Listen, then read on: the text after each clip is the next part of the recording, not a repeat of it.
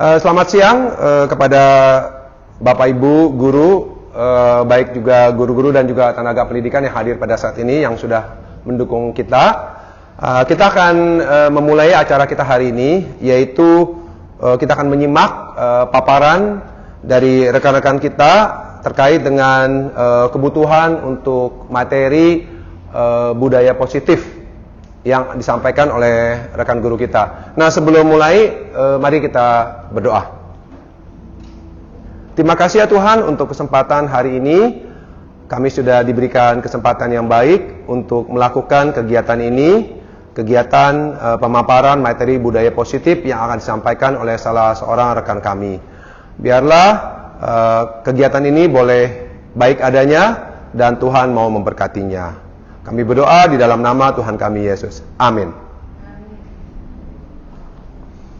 Sekali lagi selamat siang dan selamat datang kepada rekan-rekan guru dan juga tenaga pendidik yang boleh hadir pada sore hari ini. Terima kasih saya ucapkan telah hadir pada kesempatan berharga ini. Sebelumnya saya memperkenalkan diri.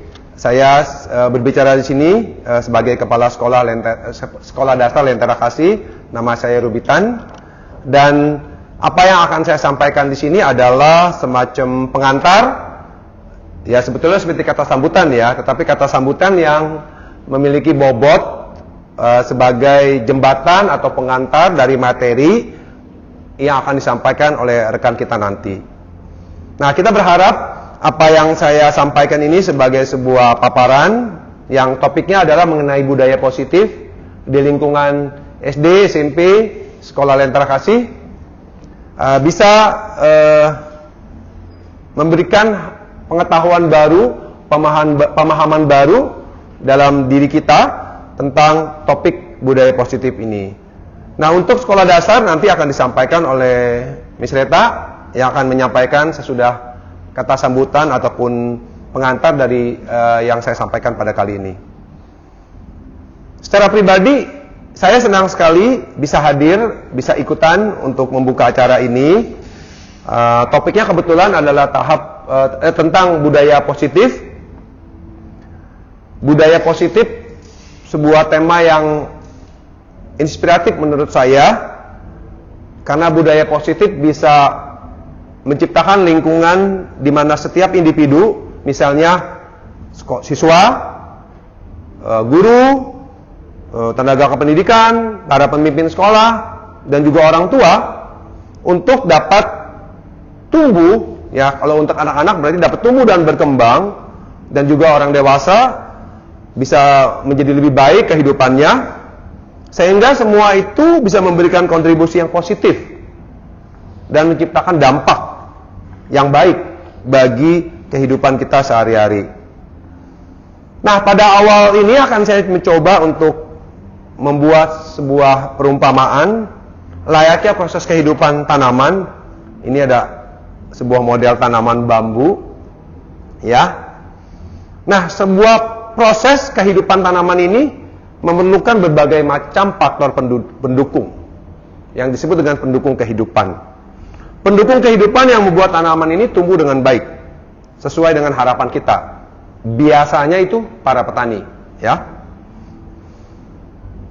Diumpamakan benih tanaman ini kita tanam, maka benih tanaman akan mencapai pertumbuhan yang baik jika didukung oleh berbagai faktor.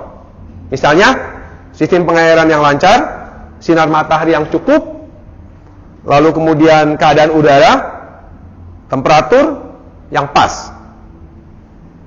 Nah, bila di luar dari faktor-faktor itu sebetulnya ada hal lain yang juga penting untuk kita perhatikan, yaitu bagaimana sang penanam atau petani misalnya memperlakukan tanamannya dengan baik. Tanaman yang diberikan kebutuhannya dengan baik, maka dia akan bertumbuh dengan baik.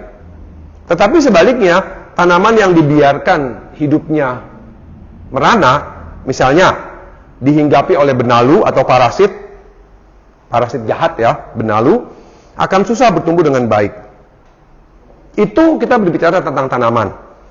Ketika ini kita bawa pada kompleksitas kehidupan manusia, misalnya siswa, maka rasanya bisa lebih rumit lagi.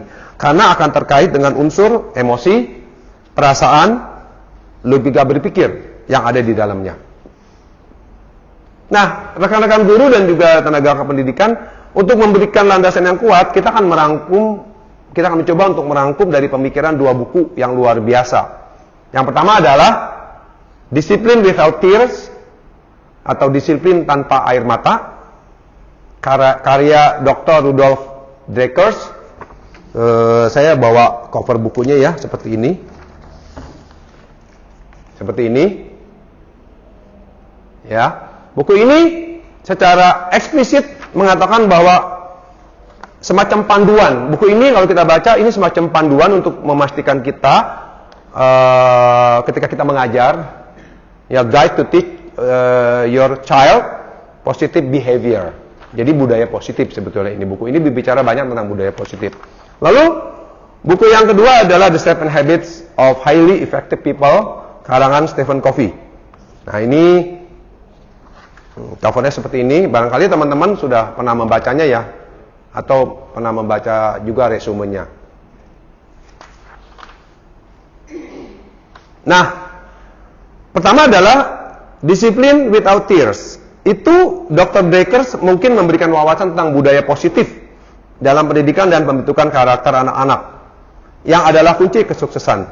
Dalam budaya positif, pendekatan yang penuh kasih sayang dan pengertian terhadap individu itu menjadi landasan, sehingga setiap anak merasa dihargai dan didukung dalam proses pembelajaran dan pertumbuhannya. Begitu pula kita ya, kalau kita disuruh memilih antara kehidupan yang positif atau kehidupan yang negatif, pasti kita lebih memilih untuk mendapatkan kehidupan yang positif. Ketika kita membutuhkan saran positif atau saran negatif, maka secara jelas kita akan mengatakan kita butuh saran yang positif. Ketika kita butuh kritikan, maka kita akan mengatakan, oh saya butuh kritikan, tapi yang positif. Ya, mungkin ada beberapa orang, oh saya butuh juga yang kritikan negatif. Rasa-rasanya itu di luar kelaziman, ya. Nah, selanjutnya buku yang kedua adalah dari The 7 Habits of Highly Effective People oleh Stephen Covey. Nah, dalam bukunya Stephen Covey menyampaikan konsep dasar yang membangun budaya positif dalam konteks profesional dan pribadi. Salah satu konsep utama adalah pemahaman bahwa perubahan yang berarti dimulai dari diri sendiri. Covey lebih menekankan kalau kita mau menuju kehidupan yang lebih baik, maka lihatlah atau mulailah dari diri sendiri. Nah, Covey mungkin menyoroti bahwa budaya positif tidak hanya berkaitan dengan bagaimana kita berinteraksi dengan orang lain, tetapi juga bagaimana kita mengembangkan karakter dan kebiasaan pribadi yang positif. Nah, tidak hanya itu. Mari coba kita tambahkan wawasan kita dari pendapat ahli lain. Seperti Carol Dweck. Carol Dweck ini adalah seorang psikolog yang terkenal dengan konsep mindset.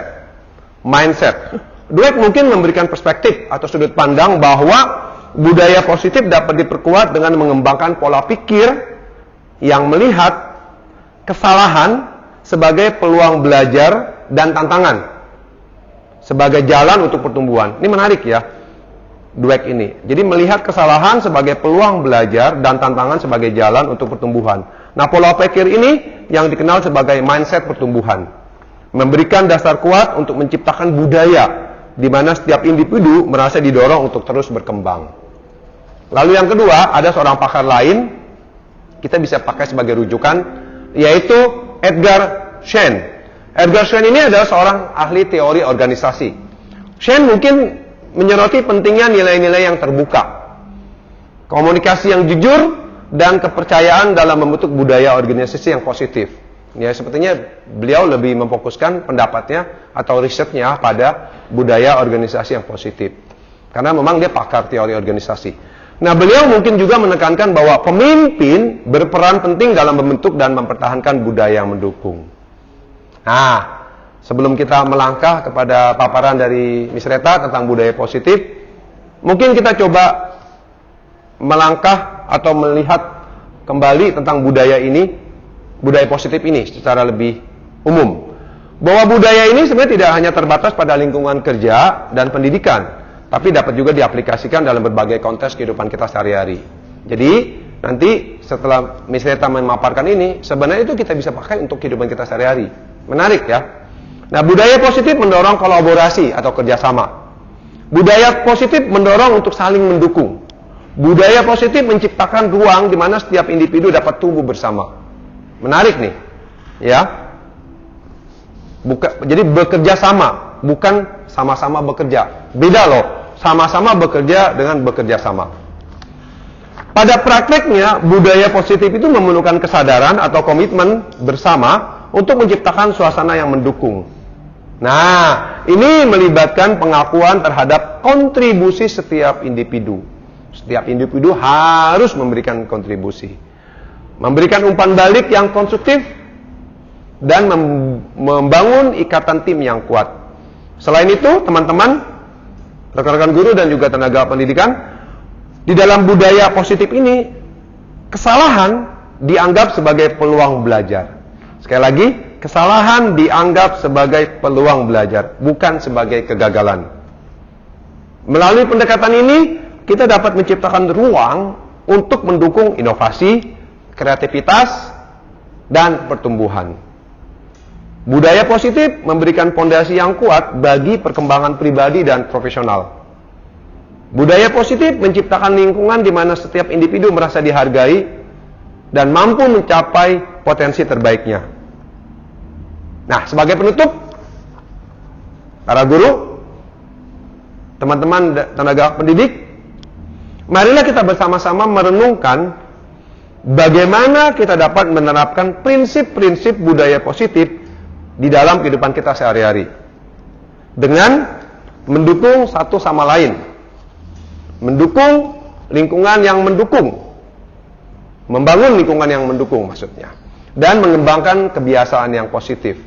Kita dapat menciptakan dampak yang luar biasa dalam kehidupan kita dan lingkungan sekitar. Selanjutnya, kita akan meluangkan waktu dan mendapatkan kesempatan berharga untuk mendengarkan dan menyaksikan paparan materi dari Miss Reta tentang budaya positif yang merupakan atau menjadi bagian dari materi di dalam kegiatan beliau mengikuti pelatihan calon guru penggerak.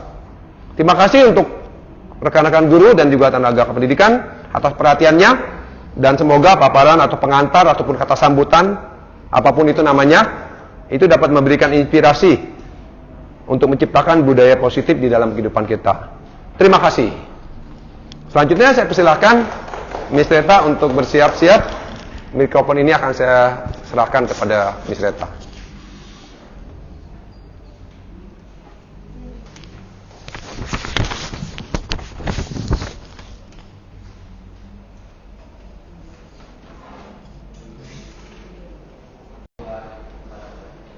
Oke, selamat siang Bapak Ibu semuanya. Selamat siang. Senang sekali siang hari ini saya diberi kesempatan untuk membagikan apa yang saya peroleh dalam pengimbasan modul pendidikan guru penggerak tentang budaya positif yang sudah saya ikuti beberapa waktu yang lalu tanggal 9 November 2023. Dalam modul ini yang akan kita pelajari adalah budaya positif. Nah,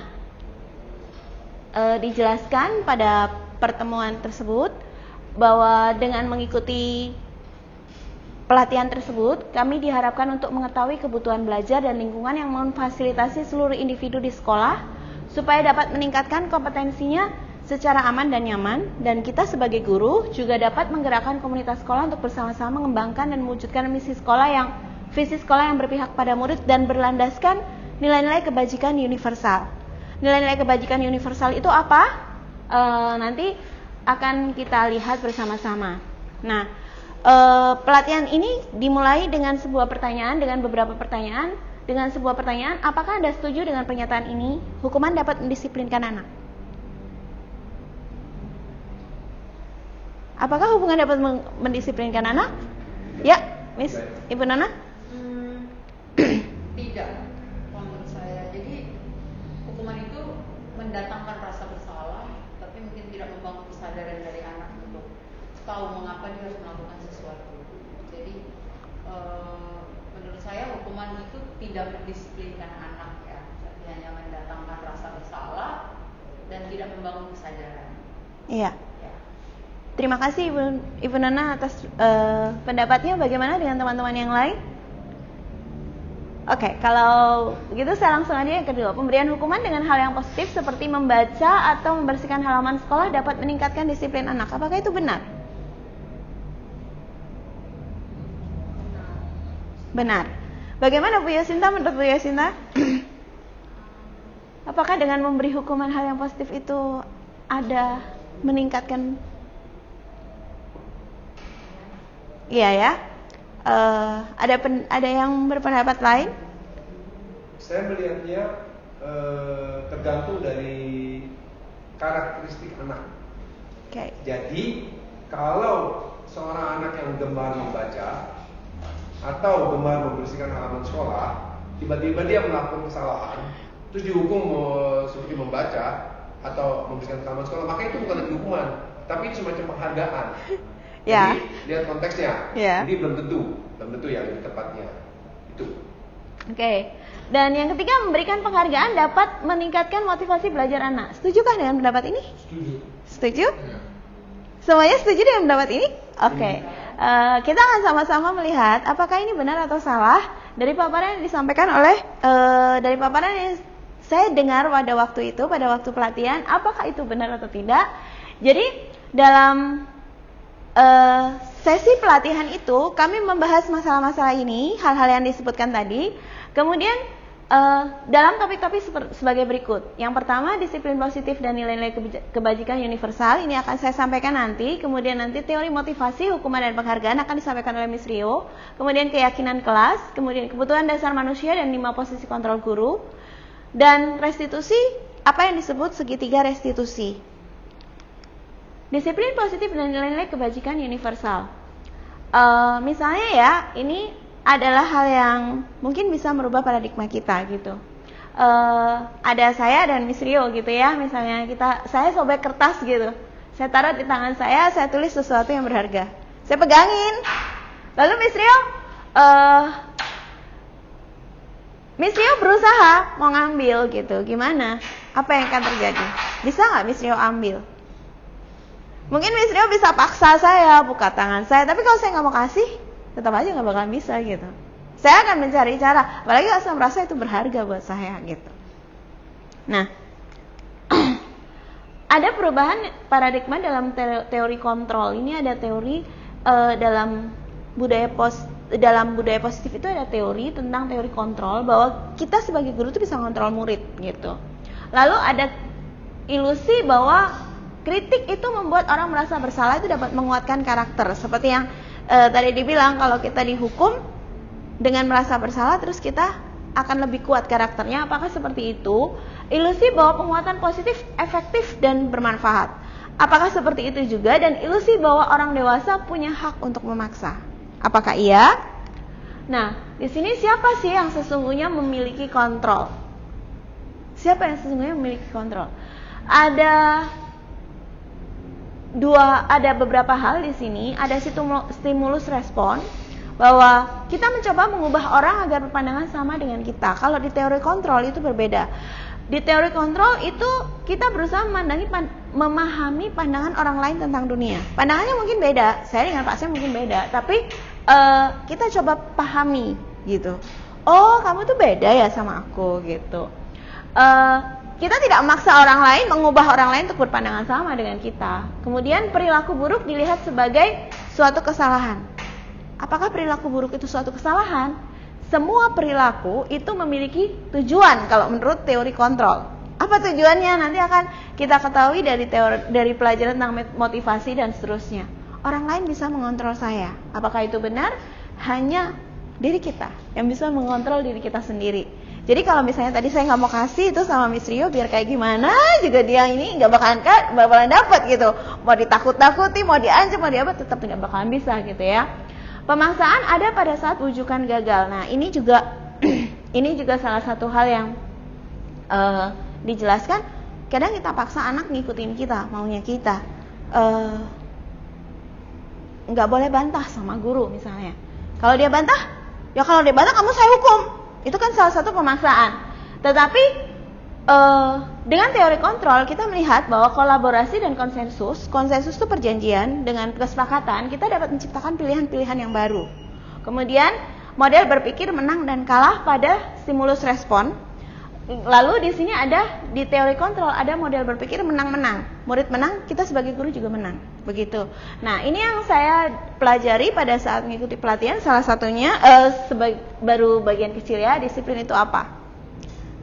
Ini harusnya ada yang disebutkan oleh Miss Rio tadi, ada pretestnya, tapi saya akan skip bagian ini karena ya. Lalu apa sih maknanya disiplin itu? Di situ dijelaskan disiplin itu sebenarnya belajar sih. Disiplin itu sebenarnya belajar.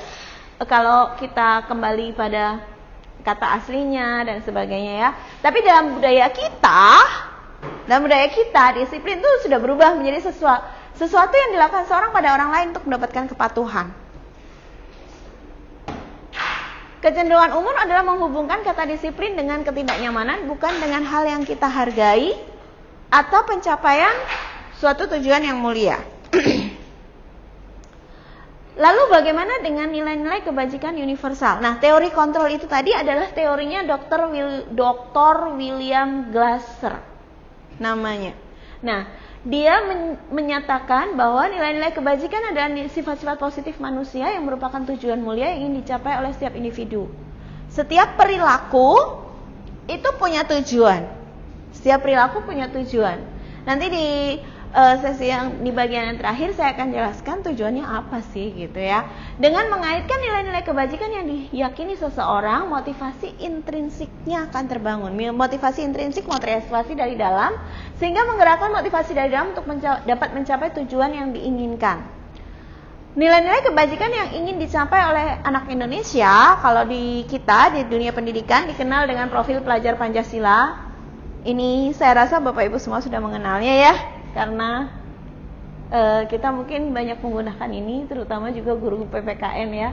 Saya serahkan berikutnya kepada Miss Rio.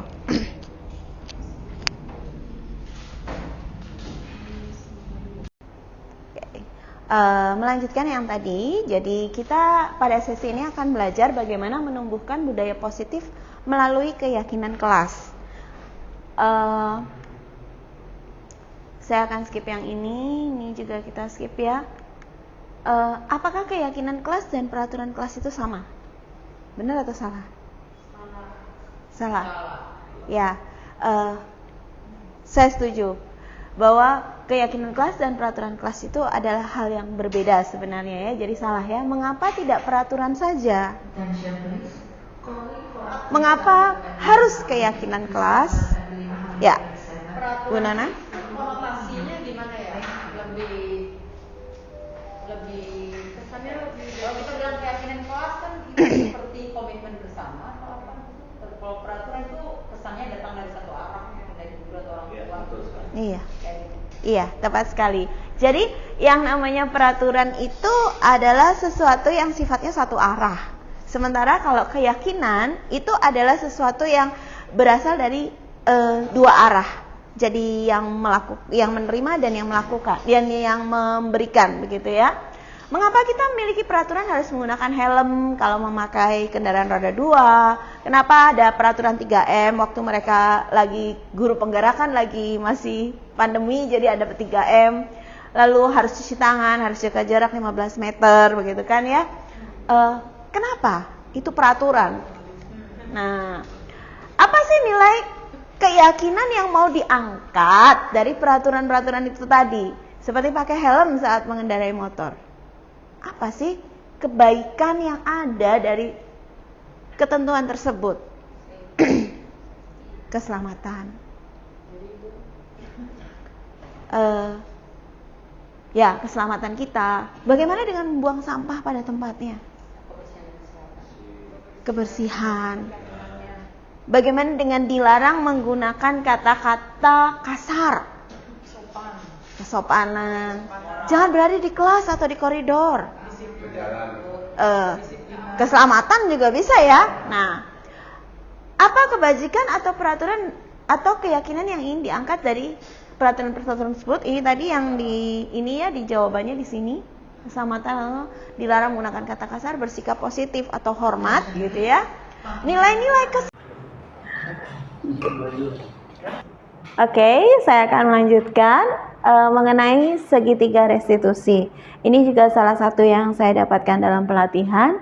Menarik karena segitiga restitusi ini memberikan penjelasan kepada saya mengenai proses untuk menciptakan sebuah kondisi bagi anak murid supaya bisa memperbaiki kesalahan mereka. Nah, apa sih tujuannya? Tujuannya itu supaya mereka bisa kembali pada kelompok mereka dengan karakter yang lebih kuat. Jadi karakternya diperkuat. Restitusi juga merupakan proses kolaboratif yang mengajarkan murid untuk mencari solusi untuk masalah mereka sendiri. Jadi bukan kita sebagai guru mencarikan solusi, tapi murid sendiri yang mencari solusi dengan bantuan kita, sehingga murid itu bisa berpikir tentang menjadi seperti orang yang seperti apa sih mereka pengennya. Aku pengen jadi orang yang seperti apa. Jadi tujuan mulianya mereka apa? Bagaimana mereka harus memperlakukan orang lain. Itu dapat kita pelajari juga dari hukum Gosen yang tadi disebutkan ya. Ada 9 ciri dari restitusi. Yang pertama, dia bukan untuk menebus kesalahan saja, tapi dia juga belajar dari kesalahan itu.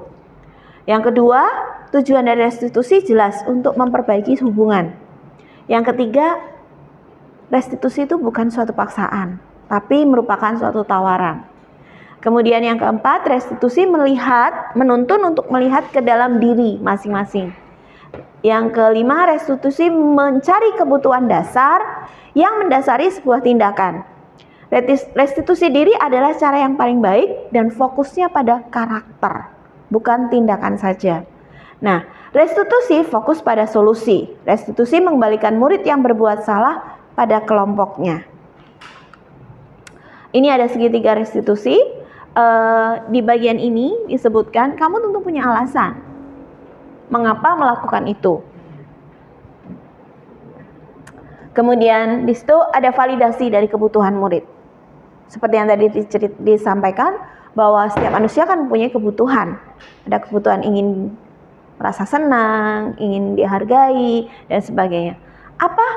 Adakah cara yang lebih efektif untuk mendapatkan apa yang kamu butuhkan? Itu adalah validasi kebutuhan. Kemudian menstabilkan identitas. Setiap orang pasti pernah melakukan kesalahan. Kamu bukan satu-satunya yang pernah melakukan itu. Lalu setelah itu kita akan menanyakan keyakinan. Nilai-nilai apa yang telah kita sepakati? Kamu ingin jadi orang seperti apa? Nah, itu untuk menanyakan keyakinan dari segitiga restitusi. Pada bagian menstabilkan identitas, ini tadi sudah saya sebutkan ya. Biasanya ada kata-kata seperti ini, berbuat salah itu hal yang manusiawi. Kita semua bisa berbuat salah. Tidak ada manusia yang sempurna. Kemudian Bapak Ibu juga pernah berbuat salah. Kemudian kita pasti bisa menyelesaikan masalah ini. Bapak Ibu tidak tertarik mencari tahu siapa yang benar, siapa yang salah, tapi bagaimana menyelesaikan masalah. Kalau kamu menyalahkan dirimu sendiri, apa kamu bersikap baik terhadap dirimu? Nah, itu kita membangun menstabilkan identitas anak terlebih dahulu. Kemudian kita memfasilitasi kebutuhan. Caranya dengan kata-kata yang seperti ini. Kamu bisa saja melakukan hal yang lebih buruk, tapi kamu tidak melakukannya kan? Kamu pasti punya alasan mengapa melakukannya. Apa yang penting buat kamu? Kamu boleh tetap berusaha menjaga sikap itu, tapi tambahkan yang lain, yang baru. Maukah kamu belajar cara lain untuk mendapat yang kamu butuhkan tanpa harus memukul? Misalnya ini kalau kasusnya anak mukul-mukul begitu ya. Apakah kamu bisa melakukannya dengan lebih baik besok? Seperti itu. Kemudian menanyakan keyakinan. Apa nilai yang kita percayai di sekolah kita ini? Di kelas kita ini? Nilai-nilai universal apa yang sudah kita sepakati? Kelas yang ideal itu seperti apa sih? Kamu ingin jadi anak yang seperti apa? Apa yang kamu rasakan ketika kamu melakukan itu? Kamu jadi anak yang seperti apa sih? Seperti itu ya. Lalu ini intervensi 30 detik. Ini cukup menarik ya. Kita cuma ngomong 30 detik aja, tapi ini mungkin bisa membuat anak itu berubah pemikirannya ya. Seperti, apakah kamu ingin berbuat yang lebih baik? Apakah saat ini kamu sedang menjadi orang yang kamu inginkan? Kadang-kadang anak itu memukul temannya kan karena emosi sesaat gitu ya. Tanya, apakah ini orang yang kamu inginkan seperti ini begitu ya? Apakah wajar untuk membuat kesalahan? Bisakah kita memperbaikinya? Dan sebagainya. Ini nanti bisa kita baca bersama-sama nantinya ya. Tapi intervensi ini bisa membantu murid kembali ke tujuan semula. Singkat tapi tidak konfrontatif. Bukan konfrontatif ya. Ini disiplin positif, teori kontrol dari William Glasser tadi yang disebutkan. Kita sudah mempelajari semuanya ya, 5 kebutuhan dasar manusia: bertahan hidup, menguasai, kasih sayang dan rasa diterima, kesenangan, kebebasan. Tadi kita sudah bahas semuanya.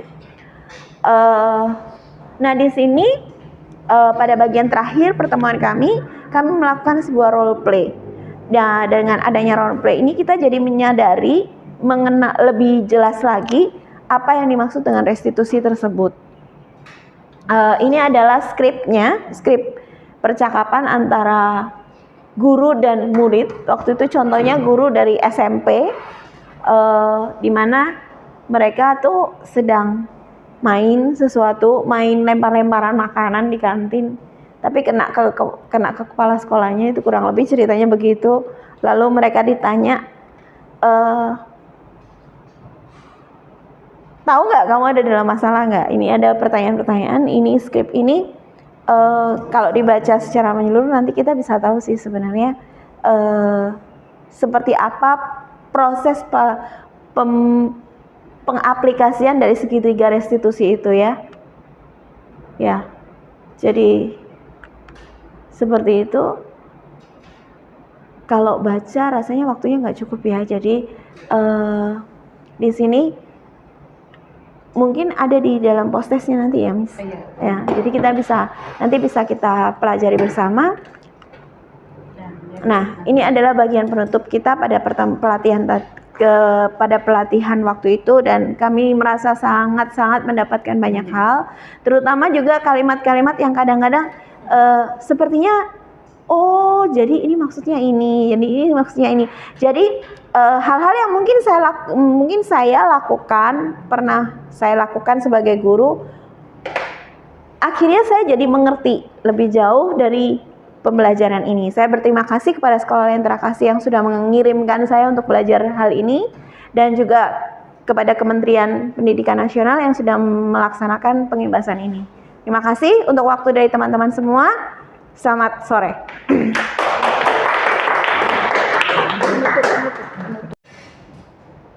Oke.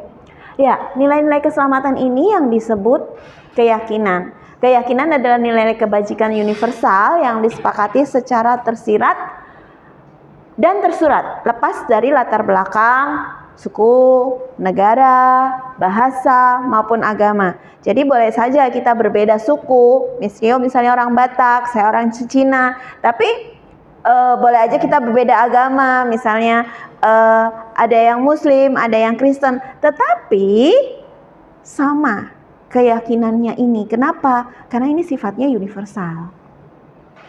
Nah, itu lebih memotivasi dari dalam. Karena kita di sini juga punya murid-murid yang berasal dari kepercayaan yang berbeda. Jadi dengan adanya keyakinan kelas ini, kita bisa menggunakan nilai yang universal yang bisa mereka terima juga. Begitu. Seseorang akan lebih tergerak atau bersemangat untuk menjalankan keyakinannya daripada hanya sekedar menjalankan rangkaian aturan yang tertulis tanpa makna, kalau mereka memahami tujuan dari peraturan tersebut, tujuan dari keyakinannya itu. Nah, bagaimana syarat-syarat dari sebuah keyakinan yang akan kita buat di kelas? Keyakinan kelas itu sifatnya lebih abstrak dari peraturan yang lebih rinci dan konkret, berupa pernyataan-pernyataan yang universal.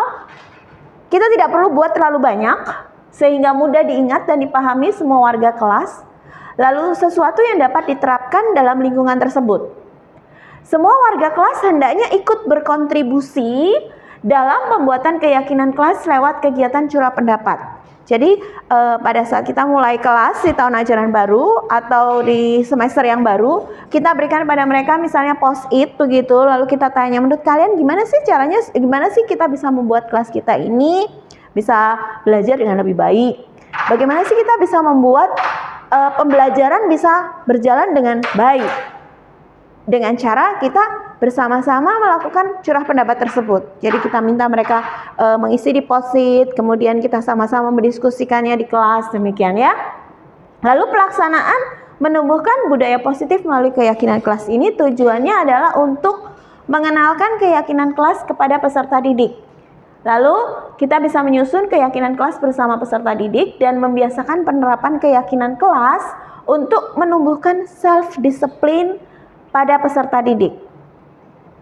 Bagaimana langkah-langkahnya? Yang ada beberapa langkah di sini, sosialisasi dari paparan singkat, kemudian curah pendapat, kemudian catat semua masukan dari peserta didik. Kemudian kalau misalnya anak-anak kadang-kadang kalau kita minta mereka curah pendapat itu kan mereka tulisnya dalam kalimat yang negatif. Nah, kita coba untuk bantu mereka merephrase menggunakan frase yang positif, menggunakan kalimat yang positif.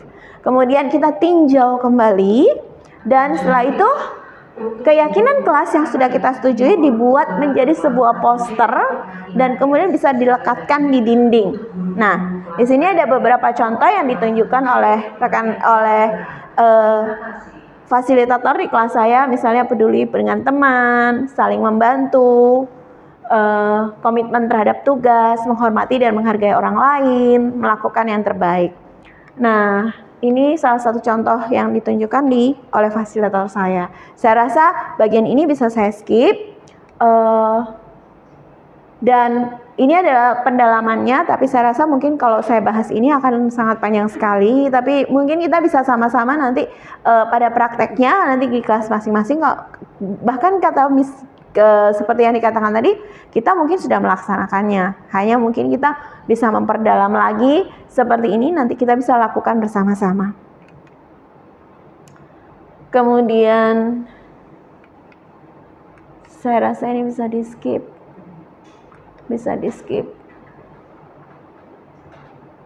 Ya, saya ini bisa di skip. Oke, terima kasih. Itu bagian yang ketiga. Saya akan dilanjutkan oleh bagian keempat dengan Miss Rio. Silakan Miss Rio. Saya ganti dulu slide-nya ya, Bapak Ibu. Di sana.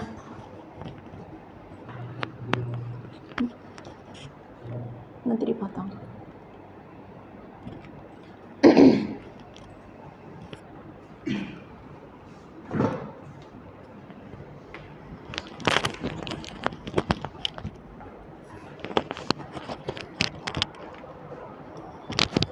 Oke. Terima kasih Miss Reta, kembali lagi saya paparkan untuk yang sesi keempat. Sesi kedua terakhir ya Bapak Ibu, saya persingkat aja. Ini menyambung dari topik sebelumnya, yaitu kebutuhan dasar manusia dan 5 posisi kontrol guru. Kenapa ini dimasukkan ke dalam topik budaya positif? Karena memang kita harus kenali dulu bagaimana sih untuk memperbaiki semua kesalahan-kesalahan anak tadi, kebiasaan buruk tadi gitu ya. Ternyata kita harus lihat dulu bagaimana kebutuhan dasar manusia. Nah, seperti yang sudah dikatakan Pak Ruby tadi, bahwa ada yang namanya hukuman dari penghargaan. Bahwa dia mengatakan hukuman itu ya penghargaan untuk diri dia sendiri. Jadi kita anggaplah itu sebagai kesenangan. Bapak Ibu, nanti kalau sudah buka link pretest kita itu, kita akan disuguhkan dengan pertanyaan yang akan ada nanti di situ pilihan kesenangan, kebebasan, penguasaan, kasih sayang, dan rasa terima kasih. Itu seperti apa sih sebenarnya anak-anak di dalam kelas? Misalnya begini, seperti saya di kelas 9. Anak-anak di kelas 9 itu ada 4 orang siswa laki-laki. Saya katakan mereka di beberapa mata pelajaran selalu gaduh, selalu onar. Walaupun gurunya ada di dalam, misalnya seperti Pak Robert, anak laki-laki yang berdua itu, misalkan si Maikah dengan si Steven dorong-dorongan. Itu nggak hanya terjadi di subjeknya Pak Robert, di subjeknya saya, Miss Archana. Nah, hal seperti ini kita akan pecahkan permasalahan supaya tidak terulang kembali gitu. Dan dibandingkan dengan sekolah lain ini belum tidak parah gitu. Tapi tetap harus kita pecahkan masalahnya seperti apa gitu ya. Apakah dia nanti si Steven dorong si Maika, apakah si Maika dorong si Steven itu merasa senang gitu ya, maka dia ada di sini kebutuhan dasar manusia ya. Itu salah satu contohnya. Nah, bagaimana nanti untuk bisa mengantisipasinya dan memberikan solusi kita lihat ya. Oke, Bapak Ibu, saya persingkat, ini ada tabel di mana nanti posisi kita sebagai pengajar ada 5. 1 dia sebagai penghukum, 2 pembuat orang merasa bersalah. Ini 1 ya penghukum, 2 pembuat orang merasa bersalah, 3 sebagai teman. Ini terhadap siswa ya, terhadap murid. 4 itu pemantau dan posisi tertinggi itu adalah manajer. Bapak Ibu, harapan dari kementerian kita bisa berada di posisi paling tertinggi. Tapi tidak bisa mungkin langsung 100%, pelan-pelan. Misalnya, penghukum itu seperti apa sih? Nah, penghukum itu mungkin dulu-dulu ya, kalau sekarang udah jarang kita ya. Penghukum itu ya kayak tadi, terlambat, masuk ke kelas saya, lari ke lapangan gitu, itu penghukum. Apakah di sini ada yang mau di posisi guru penghukum? Tidak ya? Oke, yang kedua pembuat orang merasa bersalah. Tuh kan, gara-gara kamu nih, saya jadi dipanggil nih. Nah, jadi anak akan merasa bersalah. Gara-gara kamu gak ngumpulin tugas, saya kasih nilai 0, saya dipanggil kepala sekolah, di SP lagi gitu. Nah, maka si anak tersebut otomatis akan merasa bersalah walaupun tidak diungkapkan gitu. Itu posisi kita sebagai orang membuat merasa bersalah gitu ya. Itu posisi kedua. Nah, posisi ketiga ini ya bahasanya merangkul. Kata-katanya juga, nah itu kan nak, makanya. Nah, ini ada bahasanya ya. Ayolah, lakukan demi ibu. Kamu pasti bisa, gitu ya. Ini bahasa-bahasa posisi di mana kita sebagai teman. Contohnya sudah ada di sini Bapak Ibu. Saya nggak usah jelasin semuanya. Salah satu aja. Saya pikir Bapak Ibu atau teman saya ternyata ya hanya begitu, gitu. Itu adalah bahasa bahwa kita itu dekat dengan anak-anak. Tapi terbatas. Jangan sampai ada kejadian di kelas 10 misalnya sampai lepas kontrol bahasa kita, gitu. Walaupun kita menganggap siswa itu sebagai teman, tapi bahasa kita itu jadi tidak menunjukkan bahwa kita adalah seorang pengajar gitu ya, tidak boleh juga. Nah, kemudian pemantau Bapak Ibu. Saya mau tanya, kira-kira pemantau ini seperti apa? Posisi guru, posisi pengajar sebagai pemantau. Ayo Bapak Ibu mungkin sudah melakukan ini. Mungkin ada yang mau sharing, sudah pernah ada di posisi pemantau ini. Bahkan saat ini mungkin, seperti apa sih pemantau ini? 1, menghitung dan mengukur. Misalnya saya di kelas 9, si Airin. Selalu terlambat. Saya bisa hitung berapa kali dia terlambat. Direkap attendance kan. Misalnya November ada 11. Saya akan menghitung dan mengukur. Tujuannya apa? Besok kalau dia terlambat lagi, saya akan panggil, mungkin ada tindak lanjutnya. Terus kita akan gali kenapa dia terlambat. Apakah dia mau lagi melakukan itu? Seperti itu gitu ya. Nah, kemudian apa peraturannya gitu ya. Kita lempar ke dia. Kamu tahu nggak peraturan sekolah seperti apa? Gitu ya. Kita tanya lagi. Sebenarnya sih udah kita lakukan ini. Udah sering kita lakukan bagi anak-anak yang membutuhkan perhatian dan kasih sayang gitu ya, pemantauan. Kemudian menyesuaikan diri bila diawasi, kemudian dan seterusnya. Yang terakhir menitik beratkan pada sanksi atau hadiah untuk dirinya gitu ya. Itu adalah posisi guru sebagai pemantau. Nah, yang diharapkan Bapak Ibu setelah mempercepat pendidikan guru penggerak ini, bisalah kita semua tenaga pengajar berada di posisi manajer. Gitu ya. Posisi manajer itu adalah mengajukan pertanyaan-pertanyaan. Saya sering banget belajar dari Miss Nona karena beliau sering menanyakan anak-anak gitu dan ternyata berhasil juga gitu mengubah anak itu tidak mengulangi kesalahan itu gitu. Ini saya katakan karena saya lihat sendiri gitu, saya rasakan juga untuk anak tersebut. Nah, mengajukan pertanyaan-pertanyaan, kemudian apa yang kita yakini, apa yang bisa kita kerjakan untuk memperbaiki masalah ini, kemudian menguatkan pribadi, kemudian murid meletakkan dirinya sebagai individu yang positif di dunia berkualitas, kemudian bagaimana caranya saya bisa memperbaiki keadaan, dan yang terakhir mengevaluasi diri, bagaimana cara memperbaiki diri. Bapak Ibu, ini tidak gampang, bacanya memang gampang. Pada saat kita mengaplikasikannya banyak tantangannya. Saya alamin itu di kelas matematika si Clinton.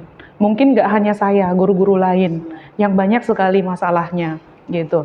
Tapi Bapak Ibu secara saya pribadi, teman-temannya satu kelas juga bisa melihat kemarin terakhir setelah banyak banget pertanyaan yang saya berikan mengenai bahkan perihal dia ke sekolah tidak bawa apa-apa Bapak Ibu. Dia tidak bawa apa-apa sama sekali. Saya bilang, ini pilihan kamu, gitu. Pokoknya saya ajukan pertanyaan, nantilah. Karena memang ini menjadi tugas kedua saya, Bapak Ibu. Miss Reta barengan nanti. Kita akan ada 2 tugas, habis ini akan mengaplikasikannya ke anak-anak. Bisa pilih keyakinan kelas dan restitusi. Yang saya pilih, dua-duanya sudah saya lakukan, keyakinan juga sudah, restitusi juga sudah. Dan tepat sasaran gitu ya, Bapak Ibu ya. Berikutnya, kita tanya jawab ya, seperti tadi. Yuk, dibantu yuk. Dibantu ya, dibantu. Apakah ini posisi kontrol mana yang kita bilang? Ada 5 tadi ya Bapak Ibu ya. Penghukum, pembuat rasa bersalah. Yang ketiga apa tadi? Teman. Yang keempat pemantau. Yang kelima adalah manajer. Yuk kita lihat. Kalau pernyataannya, saya kecewa sekali dengan kamu. Ayo kita lihat. Oke, wih mantap. Udah mulai dapat ya.